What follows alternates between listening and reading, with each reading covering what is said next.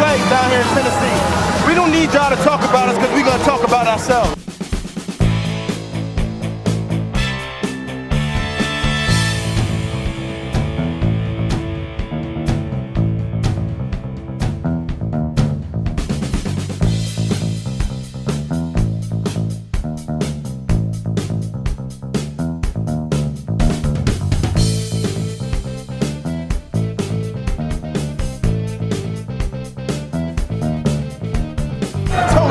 Told y'all. Hi, hey, it's Wednesday or Thursday. We're a little late here, people, but welcome in anyway. My name is Justin. This is Jake. Welcome to Titans Tube. Talk about the Titans and the changes that are happening with this football team, Jake. But first, we are coming off that loss to the Pittsburgh Steelers on Thursday Night Football. Jake, it sucks, man. I really thought that was a very winnable game, and man, I just wanted that win. We hadn't beaten the Steelers in a long time. The team, showed up. We held a lead throughout a good majority of the game in the second half, and just couldn't get that final stop. And then, of course, Will Levis leads us on a miraculous almost to the end zone drive, and then gets picked off in the end. So you just had to give us a little bit more hope when it was coming down to it, and then to rip the hearts out once again, because that's how we love our lives here as Titans fans. But anyway, Jake, we'll try to catch up on the news and everything going on. Maybe touch on this football game. But how are you, sir? How was your week been? And how are you kind of feeling about this 3-5 football team? Justin, all things considered, I feel okay about this 3-5 football team. My week has been great. Thank you for asking. This is a little late. We were traveling. I was actually in your neck of the woods, kind of, Justin. We were in the Smoky Mountains. Beautiful, beautiful weather, beautiful time of year. It definitely helped put some ice on the wound that was this winnable football game for the Titans. And I'm right there with you, Justin, in saying that it was an extremely winnable game to get us back to 500. And I was excited.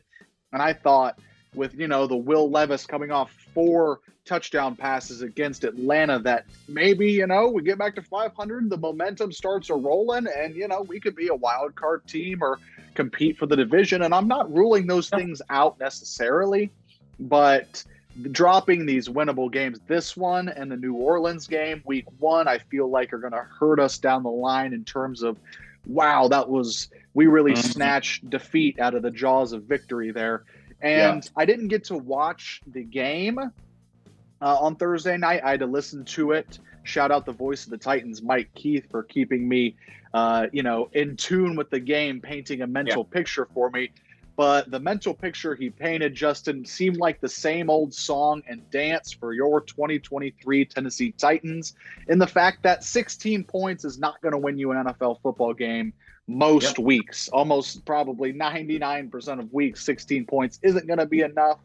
And this team cannot punch the ball in the end zone when they get to the red zone. And that is a reoccurring theme. That is a major problem, whether it's Ryan Tannehill in there, whether it's Malik Willis, whether it's Will Levis. You have to score points when you get down inside the 20.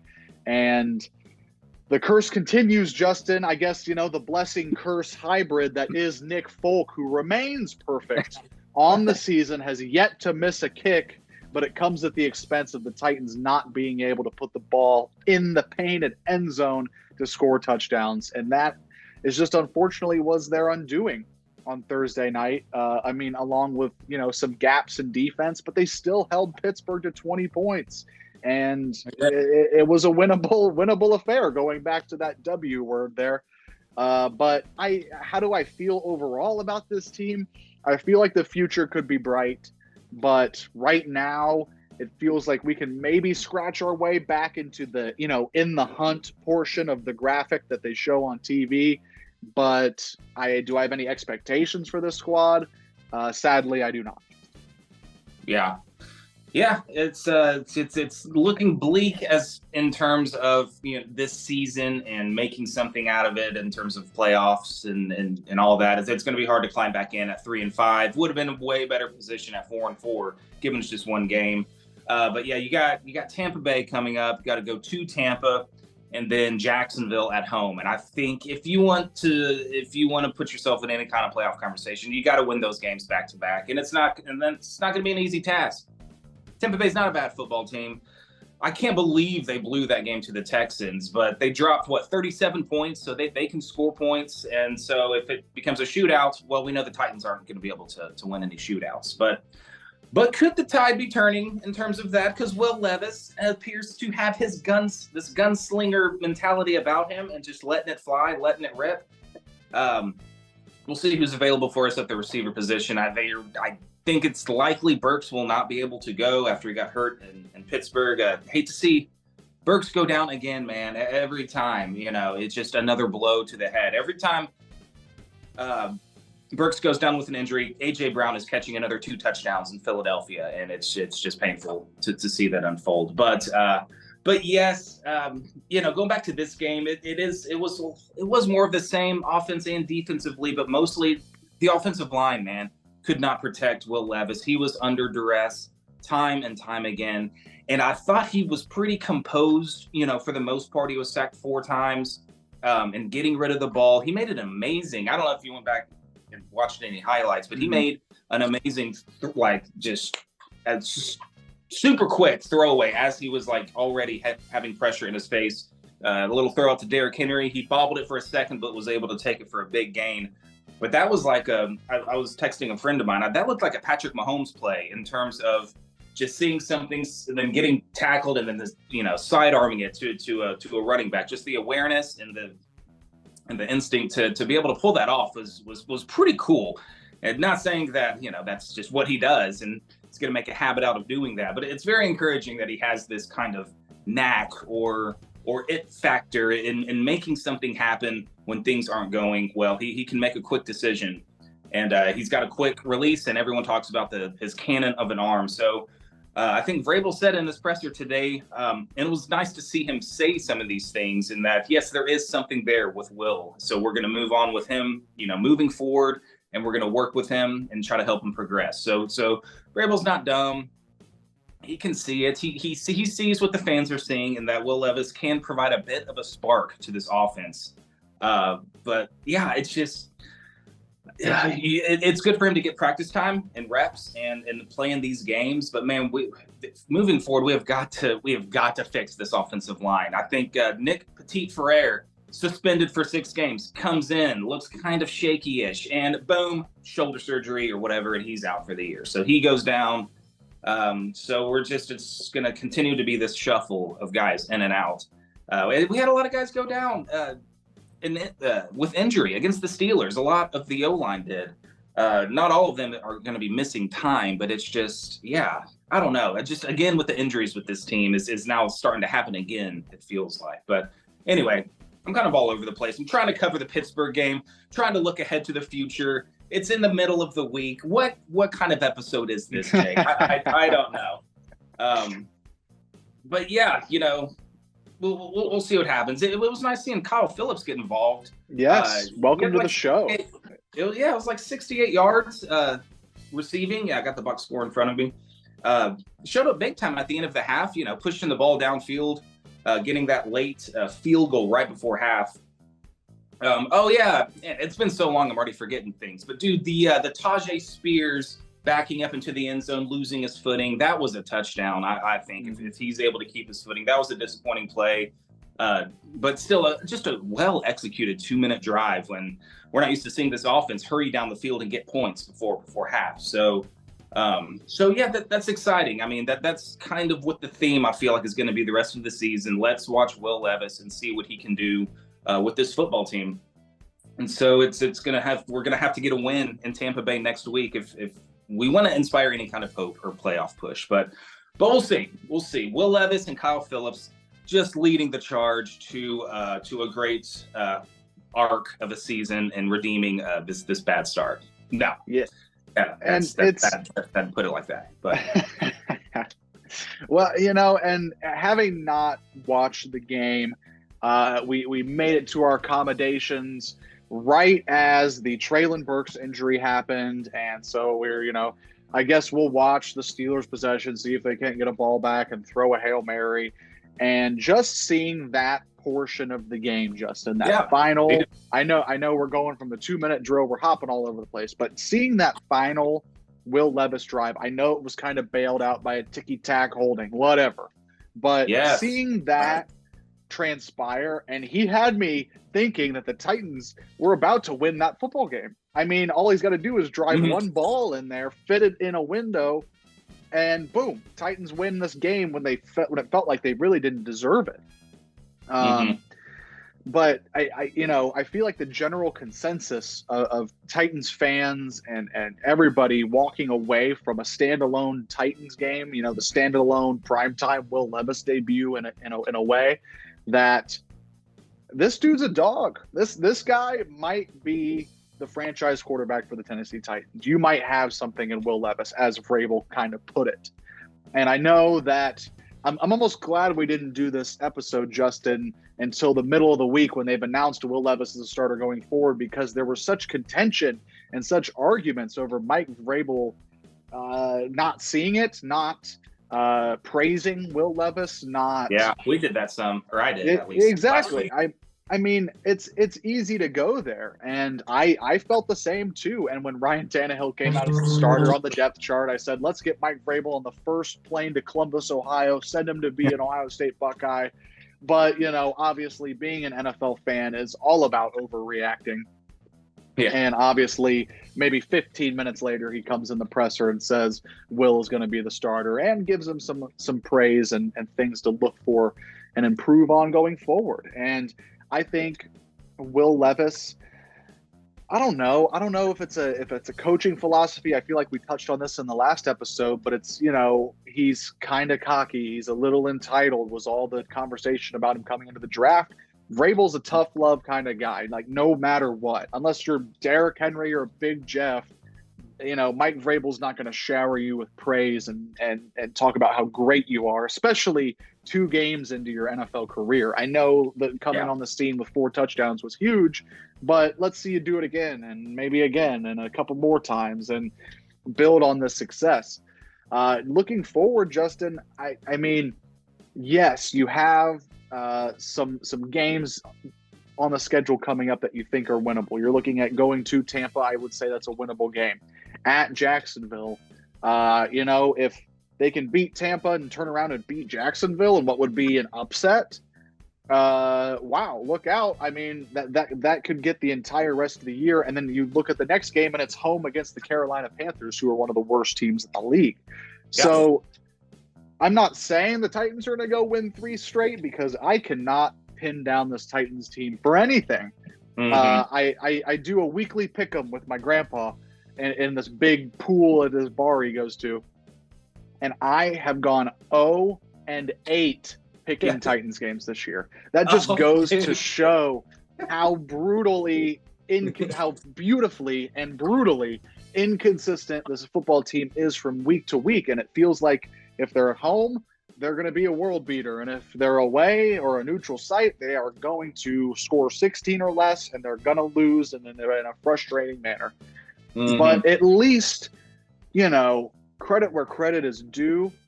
Will Levis has at least inspired hope and kind of given us meaning for the rest of the season, Justin. If Ryan Tannehill's coming back in and we're just crutching along 16 points, crutching along 3 points, crutching along 13 points, 16 points, it would be awful. It would be unwatchable. And at least there's some excitement brewing. At least there's some, light on the horizon, so to speak, with, the young guy, Tajay Spears, and Will Levis, obviously being a second-round rookie. And look ahead, in Ran Carthon we trust, ? Because the Titans have the second most cap space in the NFL going into Will Levis's second year. So if we can start to string together some positive things at the quarterback position, start scoring a few points with this ragtag team we've compiled and are shoving out there every single week, just hoping it culminates into something positive, we can be, not really spend a whole lot of time rebuilding, but rather retooling and reloading with a quarterback in place.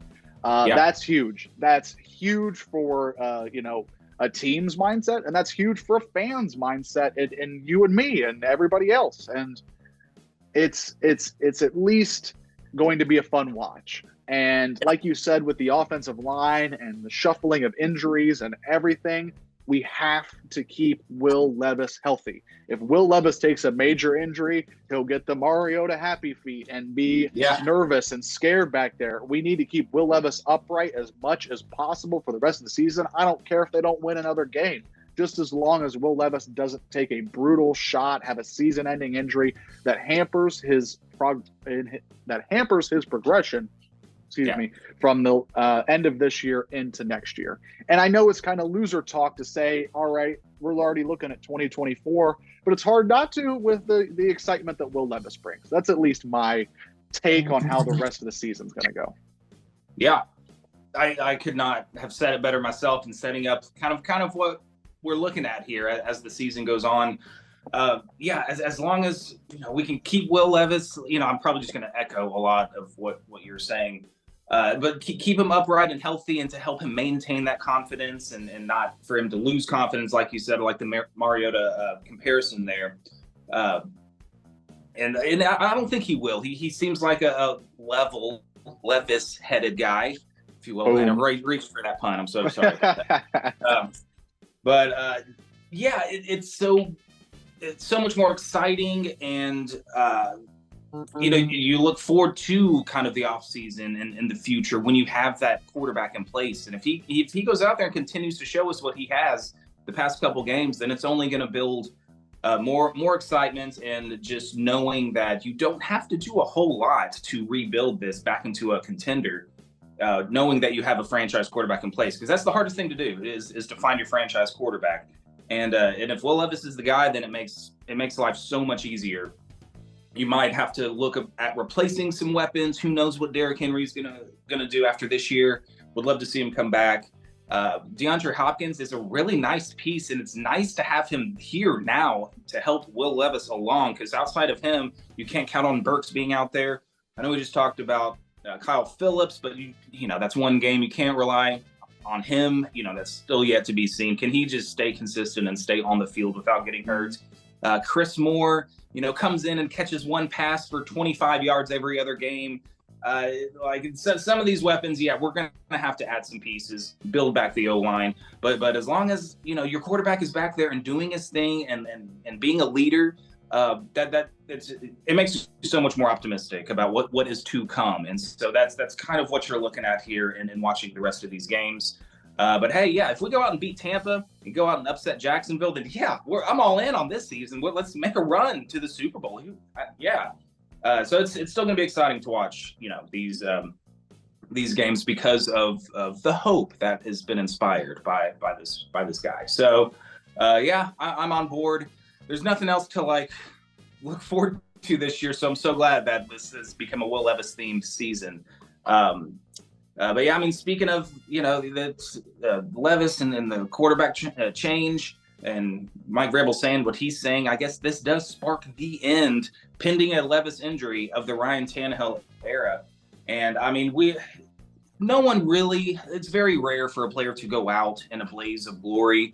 You start, trending down in your quality of play, and you lose some steps as you age, and injuries catching up to you, harder to recover from. And so it's sad to see, Tannehill getting benched, and then that's his end as a Titans quarterback. But let's not pretend like Tannehill did not bring this franchise, or it was a big part of bringing this franchise back from the depths. He came in, inherited a pretty good team led by Mariota and Mike Vrabel. He came in and had A.J. Brown and Corey Davis to throw to, with Derrick Henry in his prime handing the ball off. But Tannehill delivered. Tannehill delivered us a lot of wins and a lot of games. And so hats off to Tannehill and everything he's done. He should be shown nothing but love from the fans here.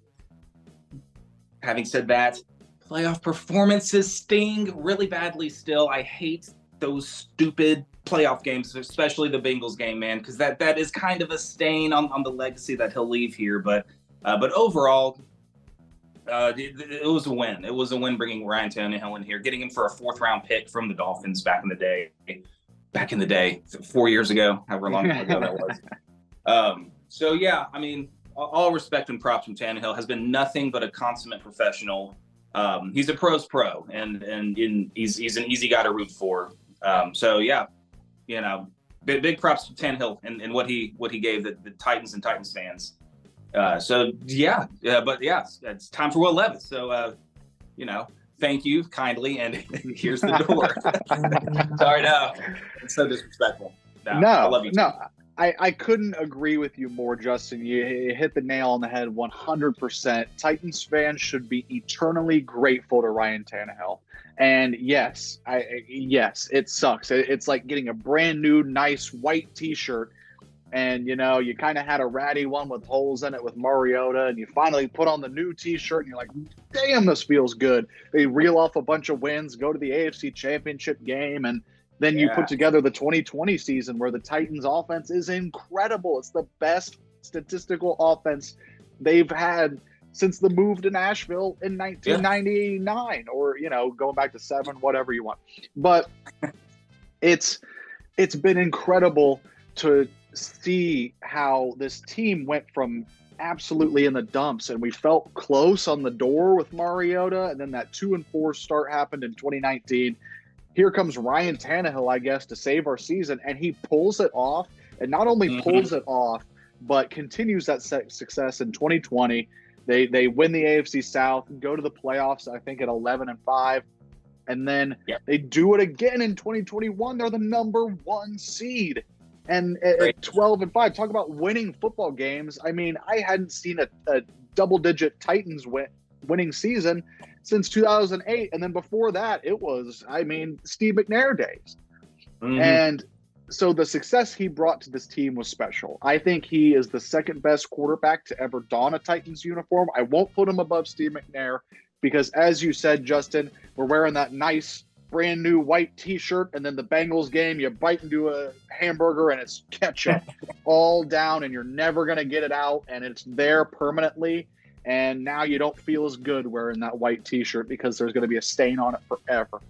And as much as that sucks, and it could be unfair to Ryan Tannehill, that will forever be etched because the Titans were just a player, like, you know, 2 or 3 plays away from hosting an AFC title game. And that would have been massive for this franchise. It would have been huge for the team at the time. And now look at us. We're back to the 2-4 quarterback change, and we're back to the beginning. But think about how close we were with Ryan Tannehill. I don't think he was ever an elite quarterback, Justin.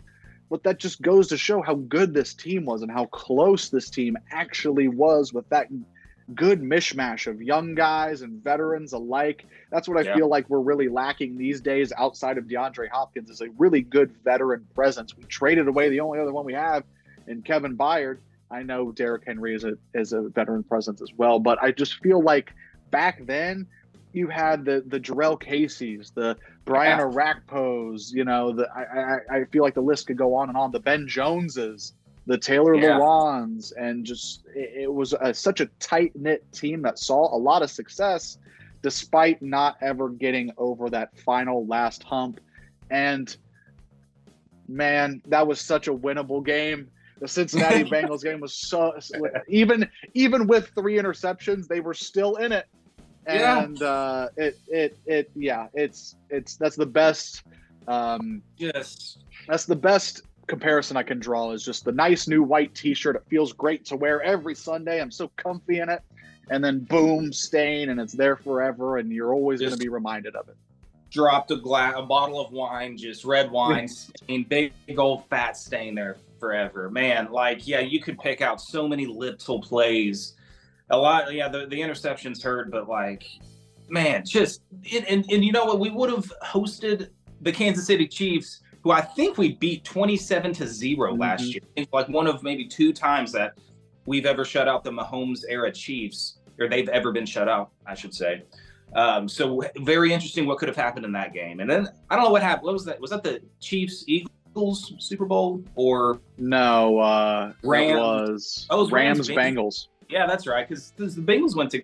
I mean, hey, shout out! You know, the Bengals earned it. They went to Kansas City and beat them too. So I mean, that was a very, very, very good football team. But yeah, I mean, we blew that game, like, for sure. That was a lost opportunity by the Titans, self-inflicted wounds. Anyway, yes, dude, your metaphors are cracking me up because they're so accurate. Like, and they just come to you. You're like, I have a good white tea with a cheeseburger stain.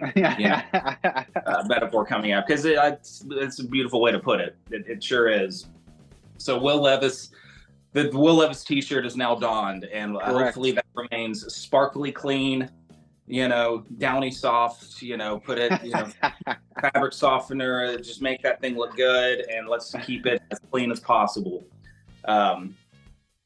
Yeah. What else?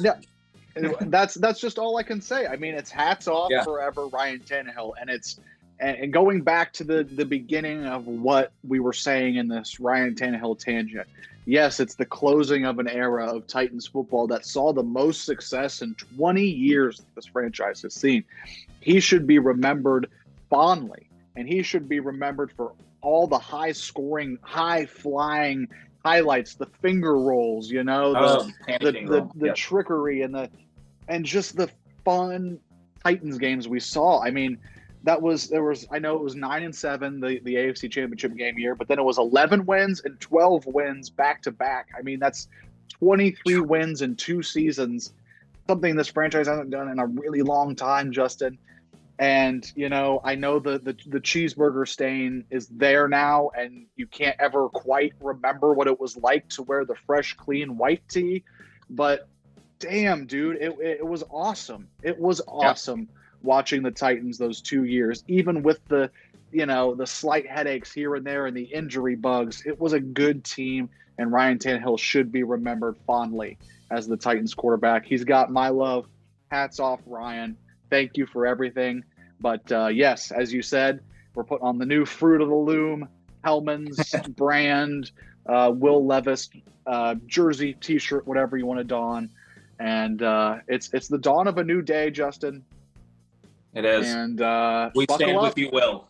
Buckle up. We stand with you, Will. This is now your team that lead us to the promised land. And I mean, I keep forgetting this, but he's like, what took him so long, to come out to the NFL? He's like 24, going on 25. I don't know when it is, but like, he's an old rookie. So like, this is not like a kid coming out and playing.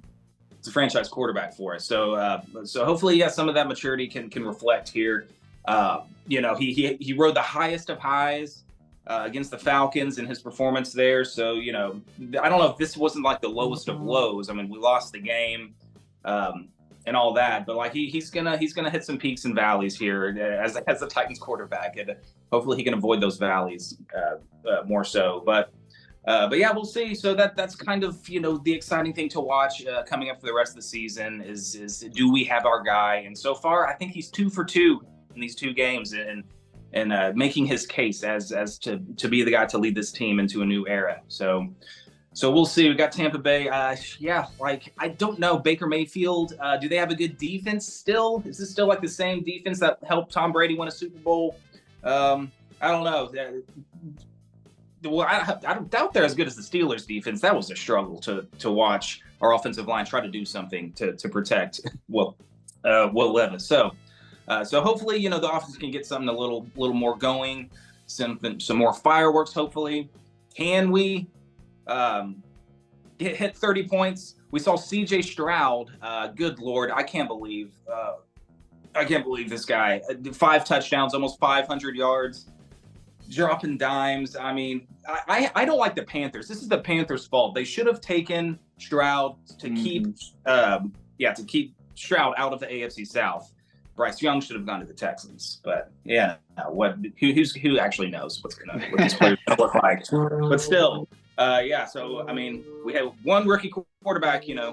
Put up 5 TDs. Can Will Levis make a second rookie quarterback to drop some big numbers on Tampa Bay? Hopefully, that would be exciting. I mean, I'm ready to win another game, man. I want to taste that sweet victory again. I was having too much fun watching the Oilers jerseys, beating the Falcons there a couple weeks ago. So we got to get that. But I don't know, man. I got nothing else unless you got more things to talk about. That's all from me, dude. All I was going to wrap it up with is it's going to be an interesting rest of the year. Let's stay healthy, Will, and tighten up. At the end of the day, what else can you do besides root on the two-tone blue and try and keep a brave face? But I don't think the season's necessarily over. Don't turn the page just yet. Let's go win in Tampa, and let's surprise the Jags too. That would be getting these 2 wins the next 2 weeks would be amazing, and we would be all the way back in, Justin, especially evening that record at 5-5. So yeah, and we got 5 forward. Let's try to do that. We got 5 divisional games still. We've only played 1 Correct. AFC South game so far. Correct. So I mean, we can play our way back into this thing. You're absolutely right. The season is not over yet, but we need to start winning. We got to. You got to win at some point. So even if it's an NFC opponent over there, that win next week is big. Just looking at the prospects for this season and where we stand. So yeah, we'll see what we can do. Come on, guys, winnable game. We can take down the Bucks here. Let's do it. Let's tighten up there. And yeah, I guess that's all we got for today.